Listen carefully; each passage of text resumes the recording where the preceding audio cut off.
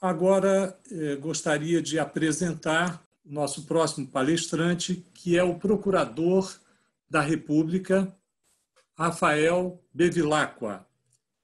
Bevilacqua é graduado em Direito pela Universidade do Estado do Rio de Janeiro, é especialista em Direito Público pela Escola Superior do Ministério Público da União, com dissertação sobre o tema A Responsabilidade Civil dos Empreendimentos Hidrelétricos por Danos Ambientais Decorrentes de Cheias Extraordinária à Luz da Teoria Objetiva, 2013-2014. É procurador da República, do Ministério Público Federal, e atua na Procuradoria Regional dos Direitos do Cidadão em Rondônia. Rafael Bevilacqua também é membro da Comissão Especial da Corte Interamericana de Direitos Humanos para o caso Urso Branco e do Comitê Estadual de Combate à Tortura de Rondônia.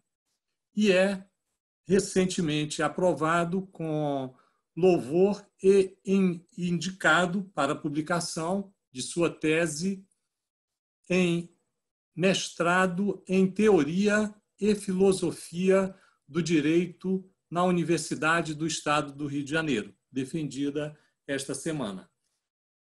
Então, passo agora a palavra ao Procurador da República, Rafael Bevilacqua. Por favor. Boa noite. Sim. Bom, primeiro eu queria agradecer o convite, tá? Cumprimentar o Cícero, em nome de quem eu cumprimento os demais integrantes da mesa, do seminário, fazer uma saudação ao meu professor, o Damasceno, foi meu professor de Direito Civil na UERJ, no segundo período, primeiro e segundo período, o Ivan também da UERJ, né? São pessoas que eu conheço, que eu admiro, que eu acompanhei a trajetória durante muito tempo, serviram de exemplo, de inspiração. O Damasceno até abordou alguns temas aí sobre inclusive o tema da minha dissertação que eu defendi ontem, né? Que é sobre a grilagem de terras, que a gente utilizou o termo dispossessão do Harvey, acumulação primitiva do Marx, né? Então eu vou tentar não me delongar muito, não me alongar muito na minha exposição, mesmo porque recentemente tá tendo uma situação de conflito muito séria aqui em Rondônia, tá aparecendo no noticiário nacional, inclusive, com já algumas vítimas fatais, e tá uma tensão muito grave aqui, com a possibilidade de invasão de um acampamento de sem terras, e enfim, eu estou em contato constante com os integrantes do movimento e com a Secretaria de Segurança Pública aqui, tentando evitar uma tragédia um pouco maior do que a que já aconteceu, né?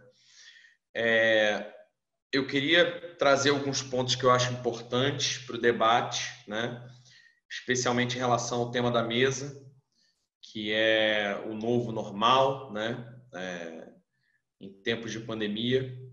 Dizer que, na verdade, o que eu queria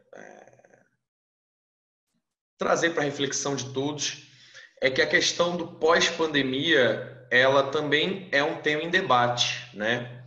A gente sabe que o Brasil e o mundo, mesmo antes da pandemia de coronavírus, já vivia uma situação muito aguda, né? Uma crise muito séria, também de transição do país hegemônico e também do modelo de produção, né? A gente tinha o Brasil já anunciado com um PIB, uma perspectiva de PIB muito pequena para o ano de 2020, um crescimento menor que o vegetativo de 2019, e a não solução desses problemas que foram apresentados pela estratégia neoliberal, né?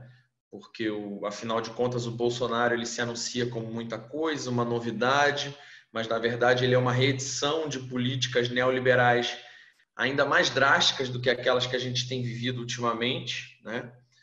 Não é um museu de grandes novidades, como diz o jargão, e ele não apresentava nenhuma solução, nenhuma perspectiva de solução a curto, médio prazo para a população trabalhadora, para a população mais carente, por quem mais sofre com a crise e quem mais sofre as consequências também da não existência de investimentos produtivos, né? Mais uma crise de sobreacumulação do capital central e a não possibilidade, não perspectiva de investimentos lucrativos, mesmo nos países periféricos, né? Tendo em vista o avançar da luta de classes. Por que eu digo que o pós-pandemia é um conceito em disputa? Primeiro, porque a gente não superou a pandemia, né? A gente ainda vive uma situação muito séria, muito grave. Ainda hoje, por mais que não estejamos no auge da contaminação e da mortandade provocada pelo vírus, nós temos no Brasil cerca de 600, 700 mortes por dia, que equivale a 2 ou 3 aviões de grande porte caindo, né? Uma tragédia diária provocada por esse vírus que tem relação com o que já foi citado aqui antes, né? A tentativa de apropriação da natureza inconsequente, né? Que acaba gerando reflexos no mundo inteiro. A não existência de um sistema de saúde que seja priorizado nas políticas públicas.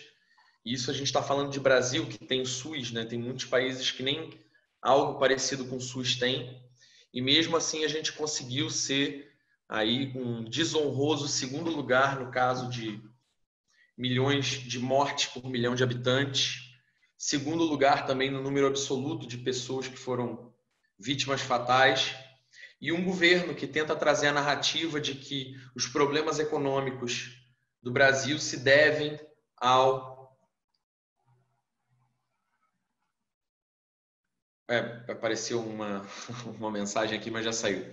E um governo que tenta trazer a pandemia e o isolamento social como narrativa principal da crise, né?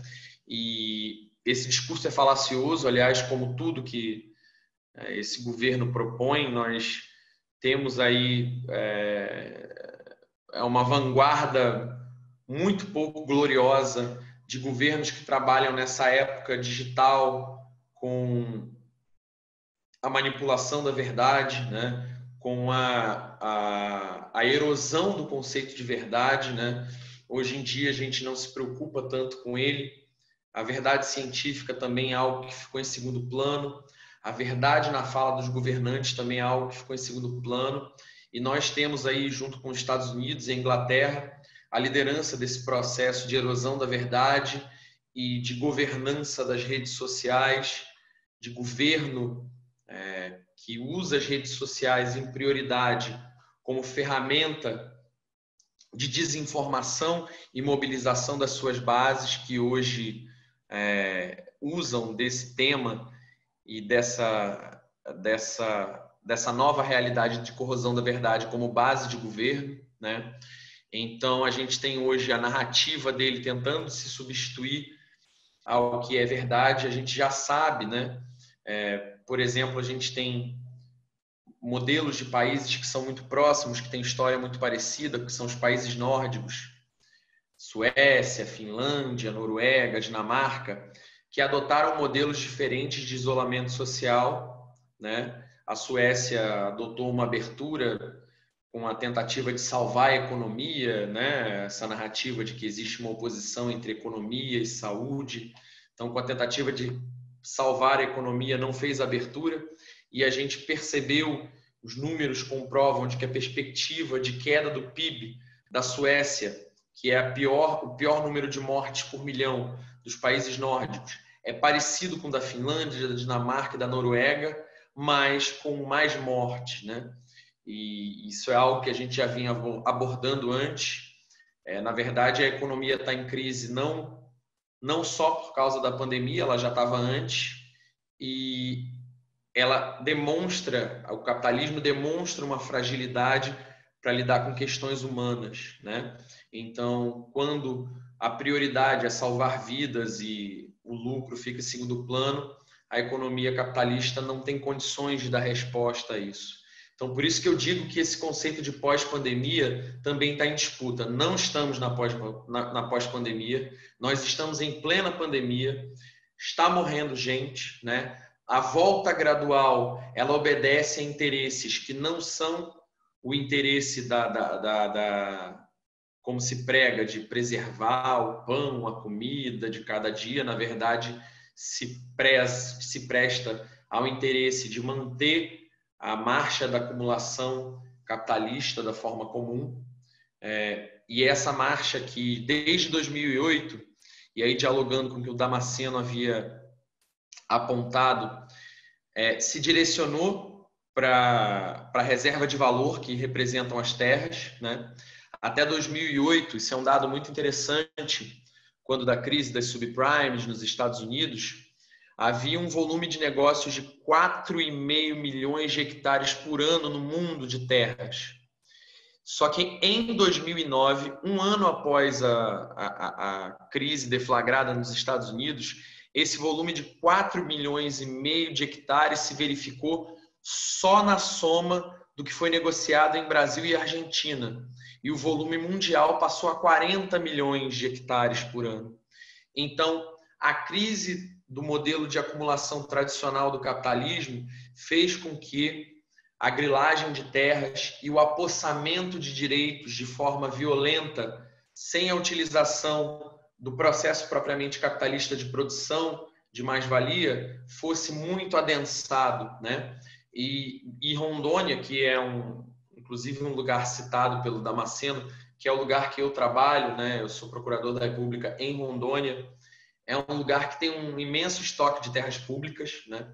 23 milhões de hectares de terras em Rondônia, dos quais 17 milhões são registrados como terras públicas e mais 13 milhões como particulares, ou seja, daí a gente já vê a sobreposição, 13 mais 17 dá 30 milhões e Rondônia só tem 23 milhões, então tem alguma coisa errada, né?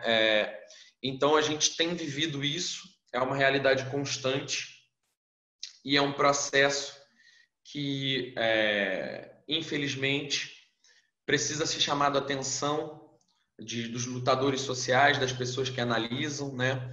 Tanto do porquê a gente está falando de pós-pandemia, que é lançar à morte trabalhadores que ainda se encontram em situação de risco, né? Lançar à morte em nome do lucro e não em nome da preservação do pão nosso de cada dia, da alimentação, já que isso não é prioridade do modo capitalista de produção. Na verdade, é preservar uma taxa de mais-valia que seja suficiente para que haja uma sustentação do lucro.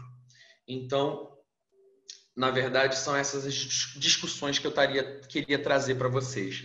Primeiro, não naturalizar o discurso de pós-pandemia. Nós estamos em pandemia, não estamos em pós-pandemia.